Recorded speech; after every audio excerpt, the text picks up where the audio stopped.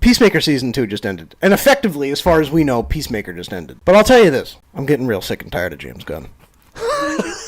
James Gunn has made quite the name for himself by being notoriously on social media, and he responds to fan comments. And if you have a question about something in the DCU, there is James Gunn to explain the whole thing. So let me just read some of these comments. I can't wait for you to see it, referring to the finale.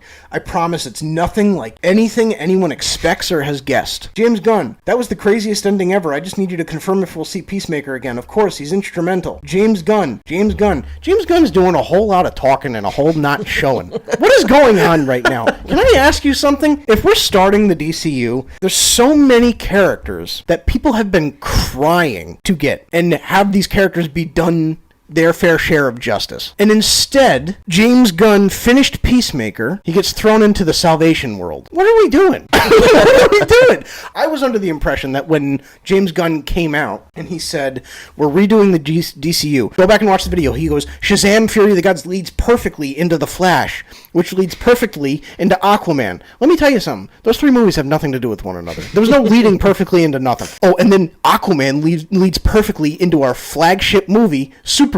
No, it doesn't. No, it doesn't. It didn't. There's nothing in Aquaman that set up Superman. Everyone. What the heck are you talking about? This is the same problem, and dude, I hate this because I want James Gunn to succeed. I loved Superman when it came out because I wanted a good Superman movie that treated Superman like a good guy, and that's what it was. But it was also a stupid movie. It was also stupid, and I was willing to overlook the stupid because I loved how he handled Superman. Originally, it was going to be, we're going to have Superman appear in the next big movie, but it's not going to be a Superman movie. And then 2 weeks later, he announces Man of Tomorrow, and it's a Superman movie. And I just am kind of like, okay, so you don't know what you're doing. If you're writing a multi-million-dollar, big-budget superhero show that's supposed to build out the DCU, like, it's supposed to actually build out the DCU. He said this finale was going to have, like, cameos and big surprises. There were no big surprises. And you're saying, oh, well, not to fear, Peacemaker is going to be pivotal to what we are doing going forward. We don't care. We don't want that.